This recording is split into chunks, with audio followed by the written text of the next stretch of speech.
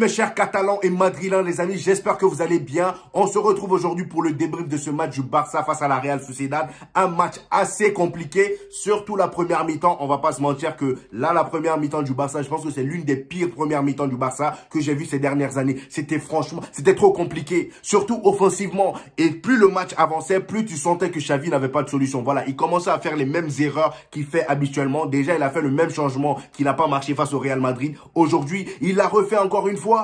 Il a refait encore une fois. Comment encore une fois tu sors João Cancelo pour mettre Araujo en tant que latéral droit alors que ça fait des années, vous avez besoin, voilà, vous êtes là, vous cherchez Cancelo. Maintenant qu'il est là, regardez ce que vous en faites.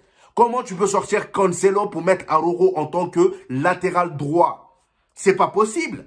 Tu es en difficulté offensivement et on sait très bien l'apport, enfin, ce qu'apporte Cancelo dans un match comme celui-ci.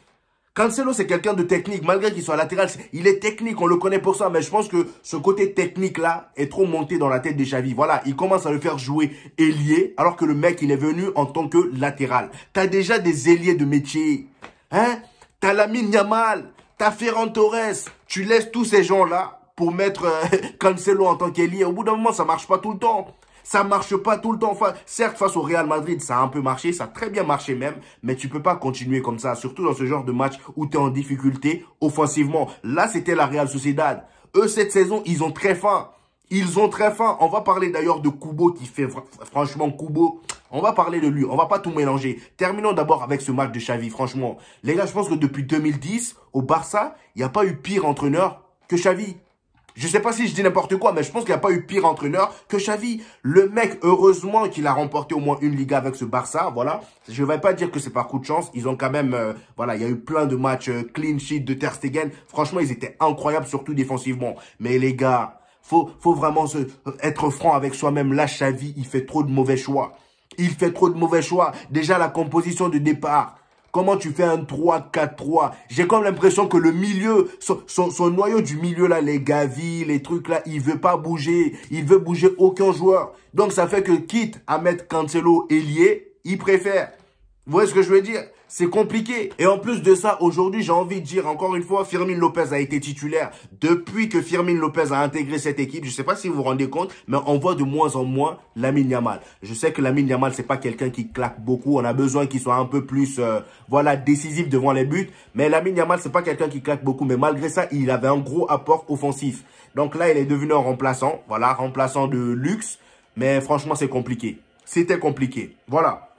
On va revenir sur le match de Kubo du coup, parce que franchement, Kubo, moi, aujourd'hui, il m'a fait kiffer comme tous ces matchs ces derniers temps. Kubo, franchement, j'ai comme l'impression que là, cette saison, il s'est donné un seul objectif, c'est de revenir au Real Madrid. Mais mon frère, t'inquiète pas, on va venir te chercher. Mais si c'est pour venir faire tes célébrations où tu twerk, tu vas rester chez toi parce que nous, on va te cogner.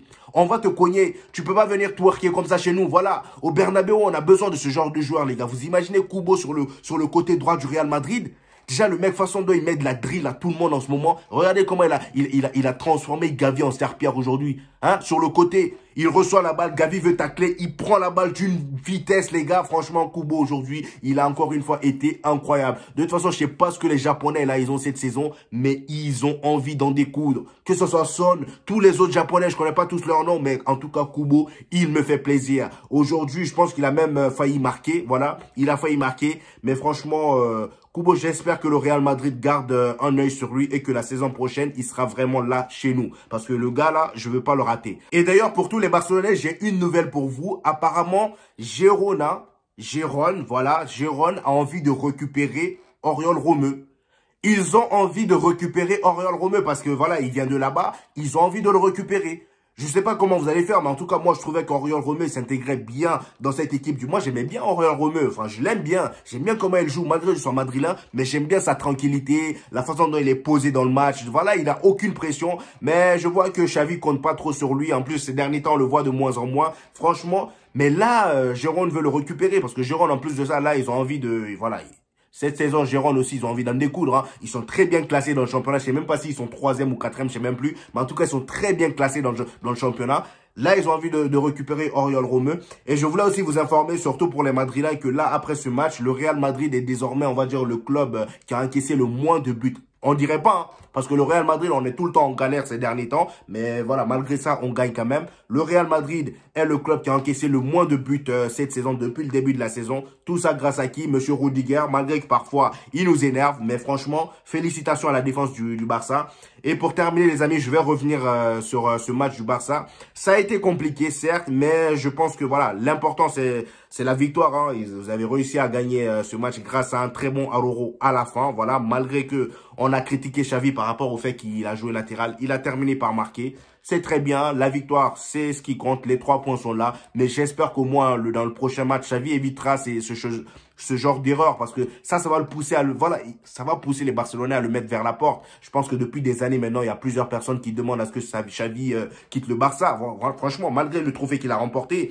Mais je pense que s'il continue comme ça, ils vont le mettre à la porte, franchement. Parce que surtout, il fait trop de choix bizarres. On se retrouve au prochain épisode, les amis. N'hésitez pas à liker la vidéo, lâcher un petit pouce bleu, ça fait toujours plaisir, les amis. Et ça aide la vidéo pour l'algorithme YouTube. N'hésitez pas à lâcher votre petit commentaire. Et si vous n'êtes pas encore abonné, abonnez-vous pour ne rien rater pour les prochains jours. Ciao, ciao!